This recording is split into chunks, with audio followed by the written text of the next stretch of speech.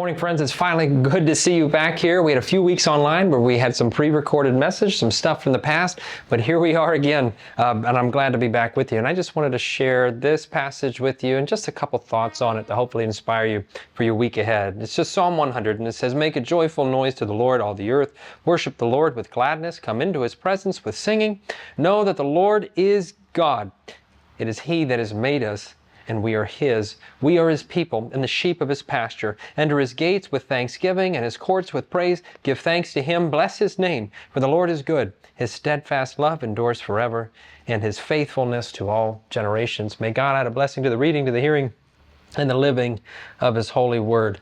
Thanks be to God. Now, honestly, friends, when I growing up, going to church was a pretty normal part of our life. It was just something Mom and Dad kind of made us do. You got dressed up, you went to church, it was just, and then you went to dinner or something like that right after. But as we know, church going is not as popular, I suppose, as it used to be. More specifically, going to worship or taking time to be in worship every week is not as popular as it used to be. The statistics show that even amongst regular churchgoers, going to church just twice a month is what is considered regular church attendance in today's day and age. And some folks lament that, and some folks say, well, you don't have to be in church or to worship to be a good person. And so I had been doing a lot of thinking about why it is that we worship. And I want to start, before getting into that, to say this, that worship is simply only a part of the Christian life. And oftentimes we think that worship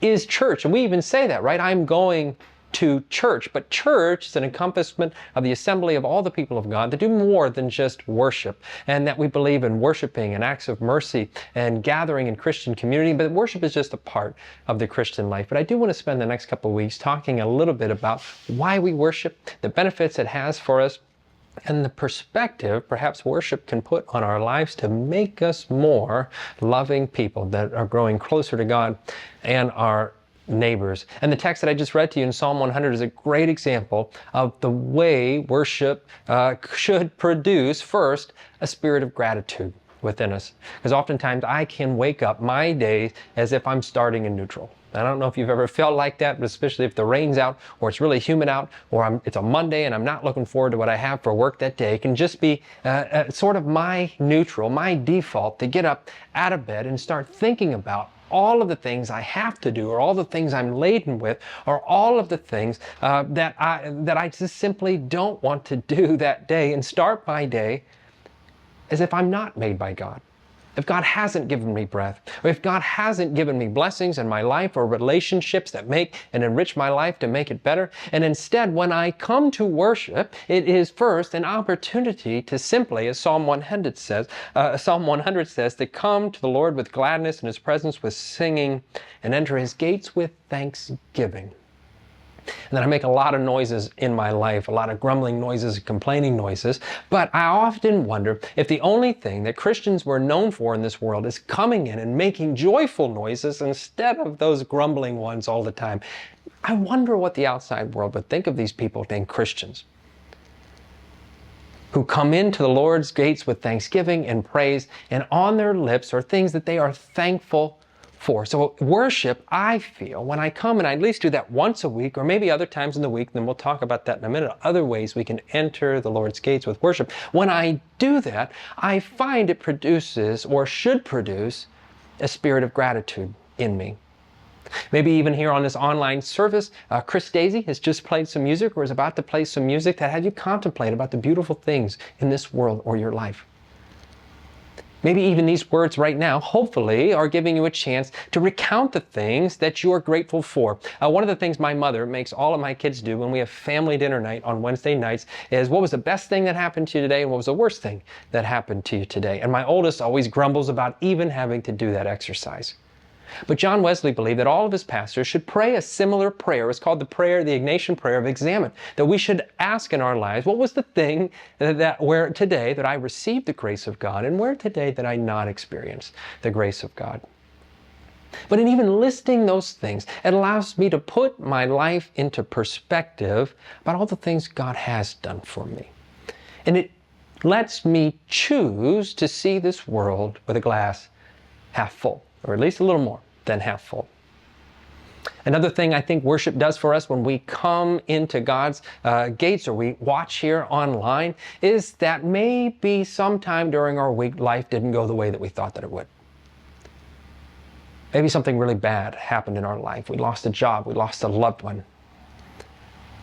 And the troubles and clouds of this world make it seem like the light will never come. I have found, at least in my life, when I have chosen to at least attempt to worship, and friends, to be honest, even go through the motions. There were many times when I was deployed in Afghanistan where my platoon sergeant set up a small church in a bunker, and it might just be me and him or a few other soldiers who were literally just going through the motions amidst perhaps what are some of the hardest times of my life, but even going through those motions, it was me saying that I am not going to let my troubles of this life let me despair.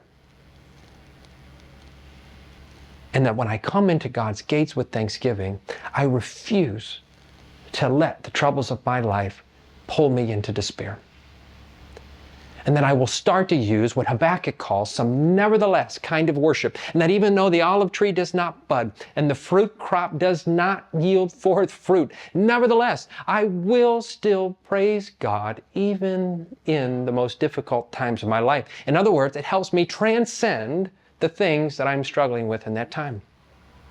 But I have to be intentional about it. It's something that I have to force myself to do. Many times, as I said, I'm a person that likes to start my day in neutral, but as Dallas Willard says, sometimes I need to wake up and smell the roses, but sometimes I just need to wake up and find one. Because maybe that week I didn't find any. Entering worship, either online or here in person, gives me the opportunity to not let my troubles pull me into despair. And friends, the last reason we worship, or one of the last reasons I want to talk about that we worship this morning that comes from our text, is that we get to recognize that God has been faithful to us no matter what. And no matter what, there is a community of people around us who care about us, who love us, and that God's faithfulness still endures in this world.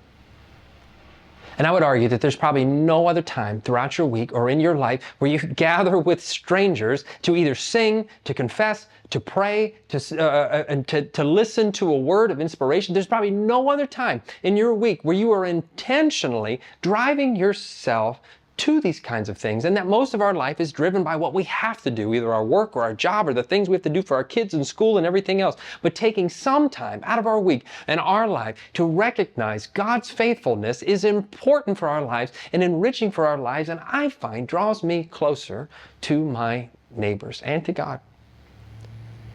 Even if the worship service wasn't that good or if the sermon wasn't that good, I still made an intentional decision to wake up, to do something, to turn my mind toward and my heart towards the Son, to receive the light and love that Jesus Christ has given me throughout that week. It makes me stop and pause. So to summarize, folks, in the weeks ahead, I want to talk specifically about some of the weird things, or perhaps some of the things that we do as United Methodists to worship that we hope that helps you do that. Things like a prayer of confession, praying prayers of the people and praying for one another, why that's important. Why is it important that we gather together and even sing or make a joyful noise to the Lord, even if we're not all such great singers? What does it mean to sing with people, sometimes even the ancient words or the new words and things like that? And so I want to talk about some of the ways that at least we worship here at Crossroads and how we hope that that enriches your life. But this morning, I just wanted to give you an overview that I hope that in coming to worship, that you experience some kind of gratitude for what God has done for your life, and that you can enter His gates with thanksgiving, even here online. And that making that intentional decision, your troubles don't pull you into despair.